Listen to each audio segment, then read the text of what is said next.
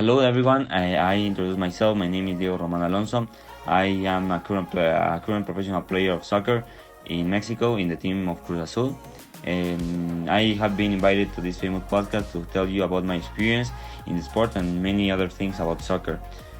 First of all, I'm going to talk about my experience in the soccer, how I start playing it. And the first thing is I start playing soccer when I have like 4 years old, but I don't get to a team like when I was 6. But actually, I started playing when I was a little kid. I started playing soccer because my father plays soccer and my grandfather plays soccer. Actually, all my family plays soccer because I think that is the most famous sport in Mexico, and actually, my famous trained the soccer in some point of their lives. So I love the soccer. I started loving the soccer and I started playing soccer when I was very young. My first team was an academy team. When my father see that I am very good at soccer, they gave me to one important team of that time in Mexico. That it was the Atlante, and then of being like there like 6 years, I moved to another team that is Cruz Azul. That is one of the most biggest football teams in Mexico, and actually one of the most important in Latin America. So that was my experience. I actually another experience that I have in soccer that is very I love the sport. I think that the soccer is one of the best, if not the best sport in the world, because I love it, and I think that is a sport that actually you can play it with also nothing, because if you think a little, if you want to play like American football, you need like a lot of things. You need like a specific ball and all that stuff. And if you want to play baseball, the same. You need a bat, you need a specific ball, a professional ball. And if you want to play soccer, I think that the soccer is like the sport of everyone, because you can play soccer in any time, in all the places, with anything. Like you can play soccer with any ball. You don't need like a specific ball. You can play football in the street. Actually, in all the parts, that's the difference between the football and the soccer and the other sports, that you can play actually in all places.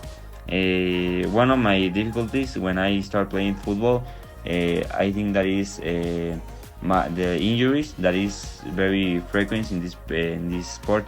More when you are like in a high level, because you are very like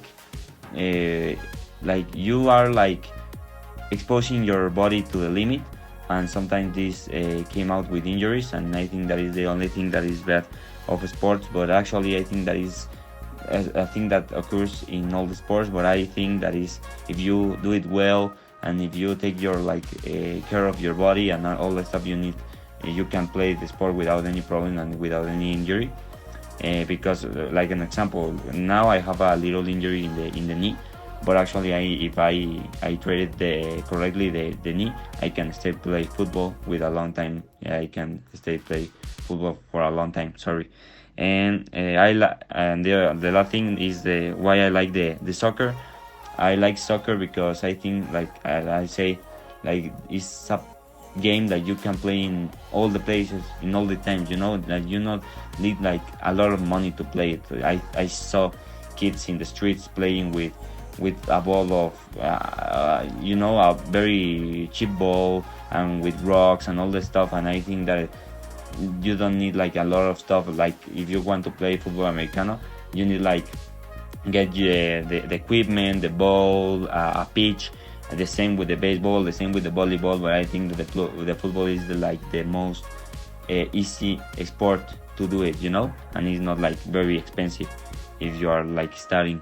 And actually, it's all that. I say thank you for your attention.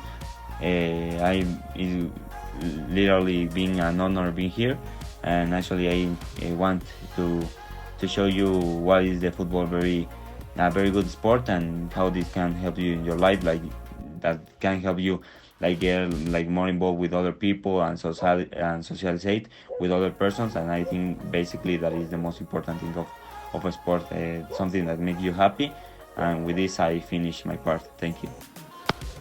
Hi, welcome to our third episode of the podcast. Now I'm an expert and I'm going to talk about why do you love the football, have to love the football, and why do you have to practice. Look, the football isn't all a sport, it's a lifestyle. The football improves your ability to work, to teamwork, and how to create strategies and improvise in every moment. Because in the football, you don't know when are you going to need to improvise a new. You have to create a new strategy, improvise it. You don't know, but the thing is that you have to do it if you want to win. And this is a very competitive sport because there's a lot of international competitions. There's one of the most practiced sports in the world. Football is like the second sport that pay more, only is behind of the box. And yes, the football is a very practiced sport, so it's very competitive and it's very hard to be in the pro leagues. So if you want to be, you have to make a really effort. And then there's always a debate that if the football is a good sport and it's not, of the American football is better.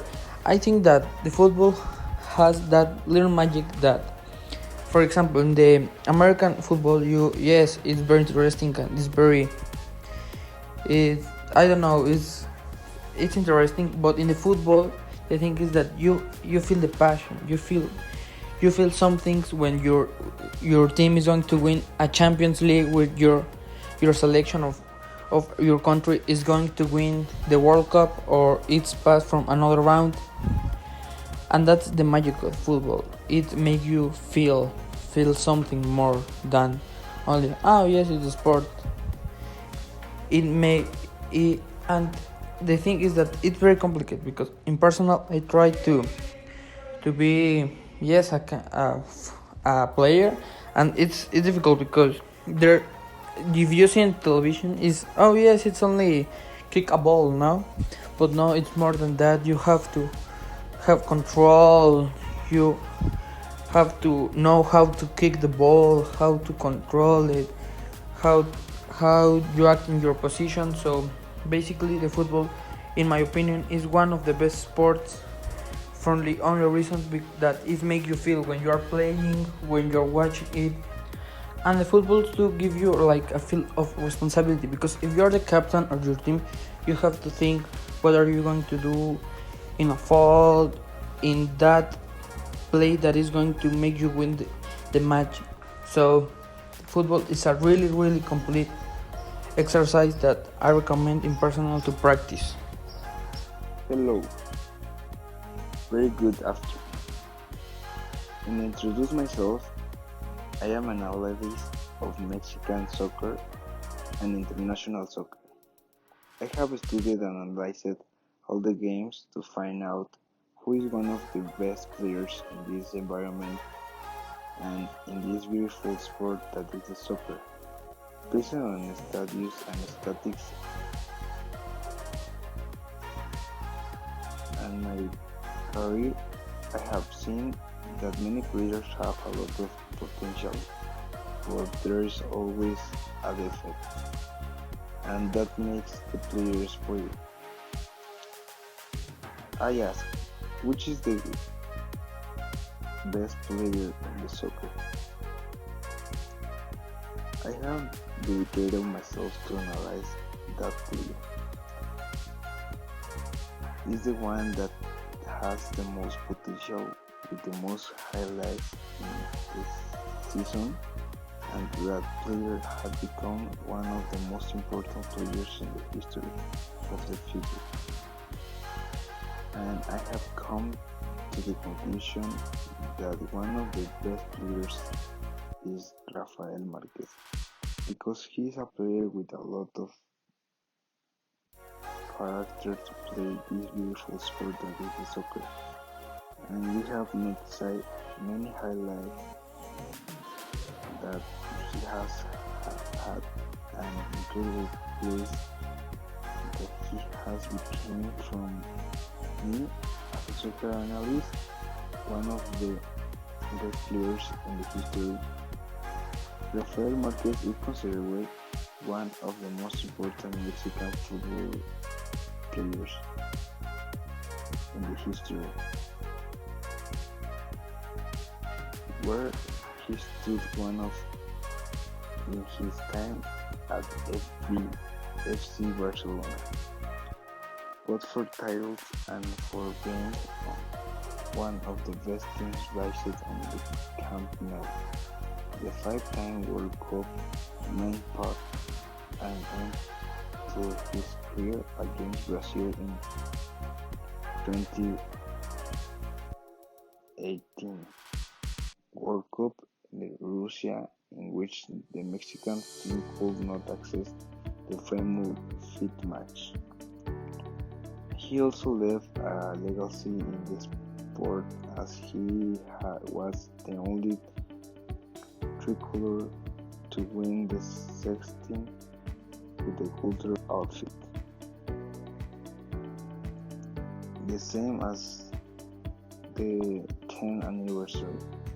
Well, here ends my analysis, and with this I share one of the most important studies and I have done in this based on statistics. I have drawn everything that is analyzed to draw conclusions like this, and well, that you thank you for listening and for giving me my attention that I deserve. Good afternoon, goodbye. The cradle of the Soccer World Cup. The first World Cup was held in 1930 in Uruguay. For the start date of the competition, the Centenario Stadium, which would host the inauguration, was not ready. It was complete days later, and the first time it was used, the cement in the stands was still fresh.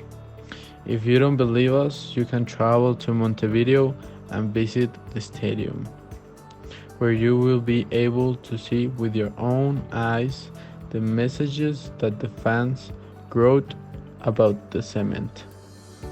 In the final of this World Cup between Argentina and Uruguay, the teams do not have an agreement regarding the ball they will use. So the first half was played with an Argentina ball and the second half with a Uruguayan one. Who was the winner?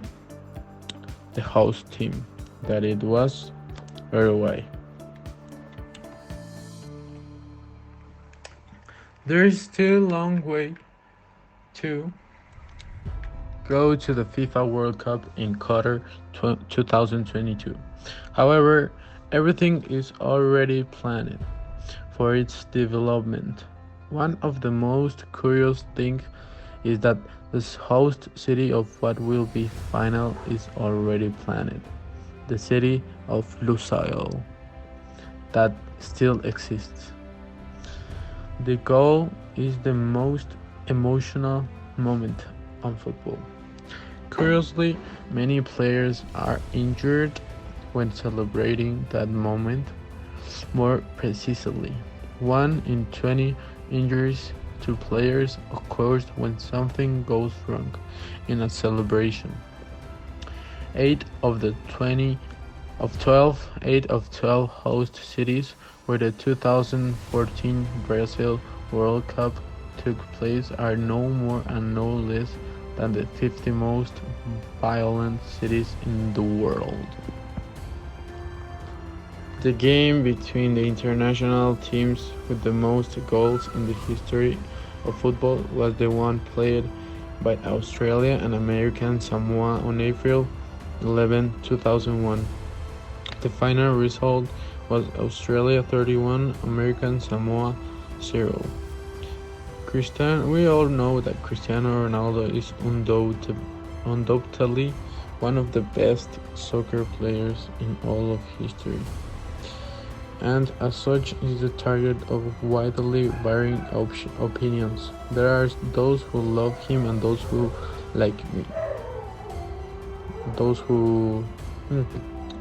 hate him. Although we cannot fail to recognize his immense capabilities for this sport, we do not like him very much. Among other reasons for things like this, the guy opened an entire museum about himself in 2013.